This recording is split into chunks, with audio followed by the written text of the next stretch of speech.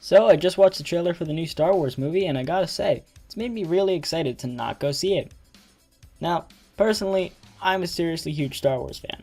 I've read a lot of the comics, played a lot of the games, and seen the original 6 movies more times than I can count.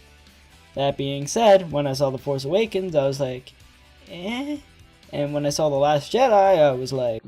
So I hadn't really cared much about Star Wars since that movie came out, and I had really just been bouncing around different fandoms searching for something to fill the void that Disney created when they officially made Battlefront not canon.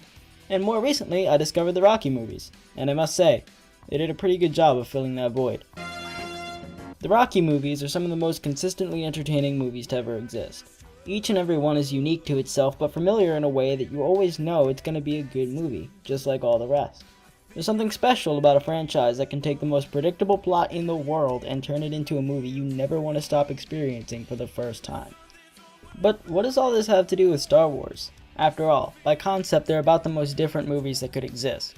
One is a story about space wizards going to war with other space wizards and destroying whole planets, and the fate of the universe hangs in the balance. And the other is a dude from Philly who gets punched in the face a bunch of times. But when you think about it, Star Wars and Rocky aren't really all that different. They both started in the 70s, they were both created by ambitious young filmmakers with a low budget, and it was thought for both of them that they wouldn't be successful and they'd end up flopping, but both turned out to be some of the most successful and influential movies of all time. And another similarity between the two is how both of them currently have modern day continuations of the series in production right now. But this is where they start to deviate a bit from each other, because you see, the continuations of the Rocky movies are actually really good. So, what makes the Creed movies so good and the new Star Wars movies so bad? 1, 2, 3, my baby don't mess around because... So, I'll mostly be comparing The Last Jedi and Creed 2, because they're the most recent installments and comparisons will be the easiest. Alright, let's get into it. The Force Awakens was directed by J.J. Abrams, and its subsequent sequel, The Last Jedi, was directed by Rian Johnson. Creed was directed by Ryan Coogler, and its sequel, Creed 2, The Electric Boogaloo, was directed by Stephen Caple Jr.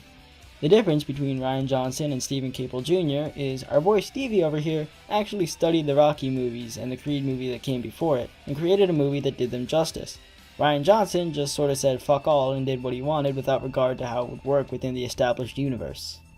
In Creed 2, they took one of the most beloved movies in the franchise and made pretty much a direct continuation of it.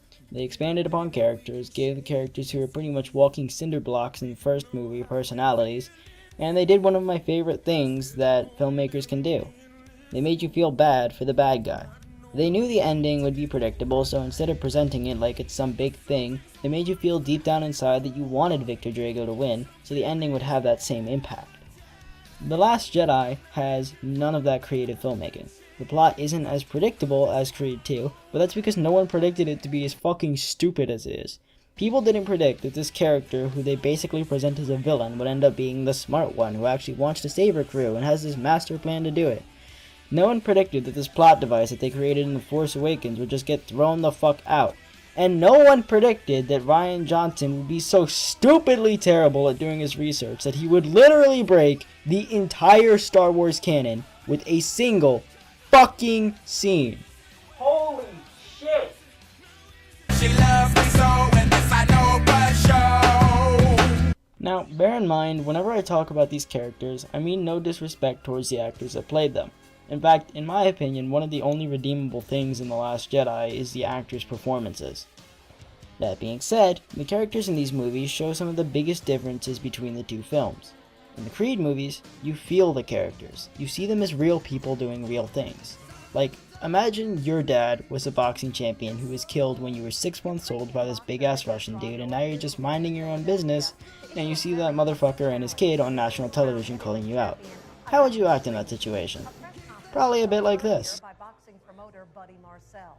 We came all the way to Philly to let you know it's serious. Now this man here, he ain't no Danny Wheeler. And let's be honest, Creed fought him 3 years too late anyway. Easy bag. Now imagine you're attempting to abandon your post in a rebel Starfleet and get out via escape pod, and then someone catches you. How would you react?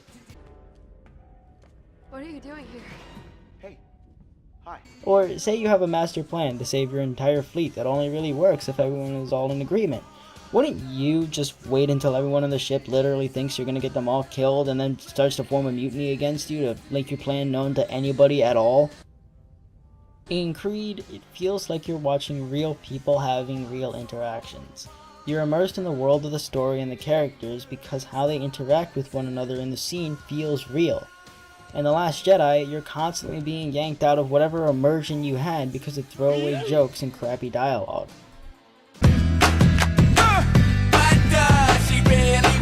The Rocky franchise has some of the best writing of any movie franchise ever. Right from the first movie, the story is beautifully written, with some of the most rewatchable scenes in movie history. When they set out to make the Creed movies, they were aware of this, and had Sylvester Stallone, who was the main writer in all the other Rocky films, play a large role in helping to write the film, because they knew that no one can do a Rocky movie better than the man who had made 6 of them since the 70s, and they didn't question it. When they set out to make the new Star Wars films, George Lucas had absolutely no involvement in production whatsoever. The man who made arguably the only 3 good Star Wars movies was nowhere near the production of their continuations. He didn't even talk about it until after the movies had already came out. The creators of The Last Jedi didn't even consider him, instead opting to let Rian Johnson do whatever the hell he wanted with the script. And as a result, it sucked! The creators of Creed worked heavily with the man who made the franchise a success in the first place to ensure that their movie would have the same successes. And you want to know something? It did! The creators of The Last Jedi worked heavily with the man who had no involvement with the Star Wars franchise whatsoever before that movie to hopefully get a fresh new angle on the movies.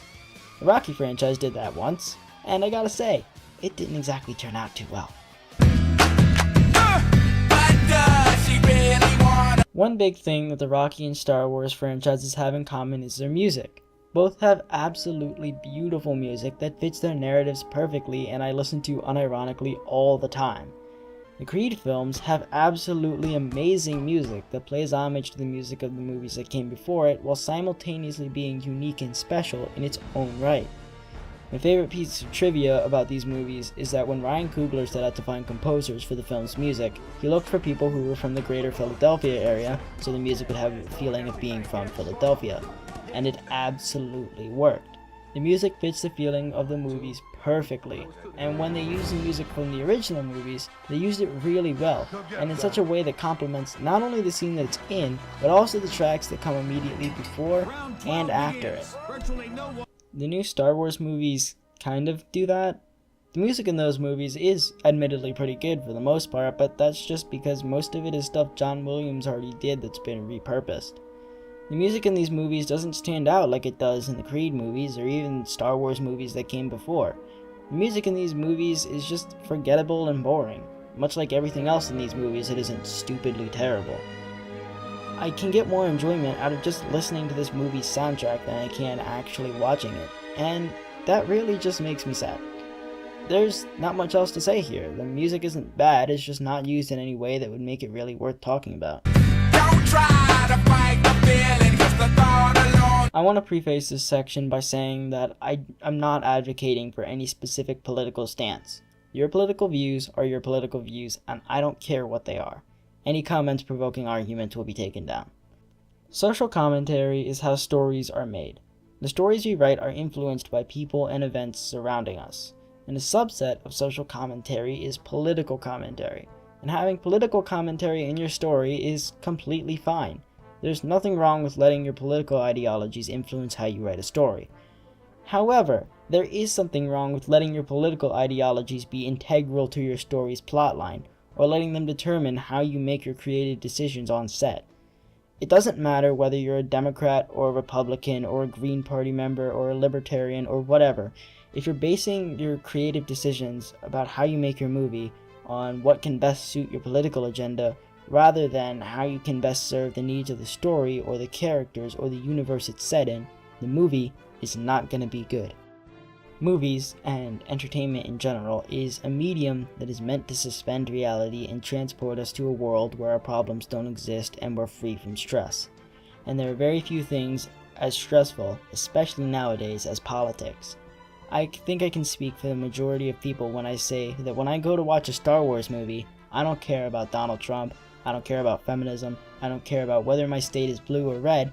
I care about what's happening in the fucking movie. I care about the world of the film that I'm watching, not the world that I'm currently living in. And the last thing I want is your political bullshit to be shoved down my throat. So naturally, I was pretty disappointed when I went to watch The Last Jedi and the political message it was trying to send was so glaring I needed a pair of eclipse goggles to actually see the movie under it. Even the most politically heavy movie in the Rocky franchise that was literally a movie about the USA and communism still remembered to have a decent story and characters that could be enjoyed regardless of political stance. And part of the reason why I love the Creed movies as much as I do is because political commentary is mostly absent from those movies. Granted, it is there, but if you were to watch the movies with all the political commentary completely removed, you'd still be able to understand it and enjoy the movies. The commentary could have been such a huge part of the movie, but the creators decided instead to make a really good movie that could be enjoyed no matter who you are or which way you lean. So, in conclusion, the Rocky movies are amazing, and the Star Wars movies have just been getting progressively worse since Episode 1 came out. I'm not going to go see Episode 9, but I am really looking forward to Creed 3. The creators of Creed are legitimately creative and respectable filmmakers who are doing their franchise justice with the movies they're making, and the creators of The Last Jedi are scummy pieces of shit who are only doing this for money. So, if you enjoyed and want to see more, then be sure to let me know by liking the video and telling me in the comments. This is the first thing I've done like this, so now is your opportunity to let me know whether I should continue doing it or not. Okay, bye!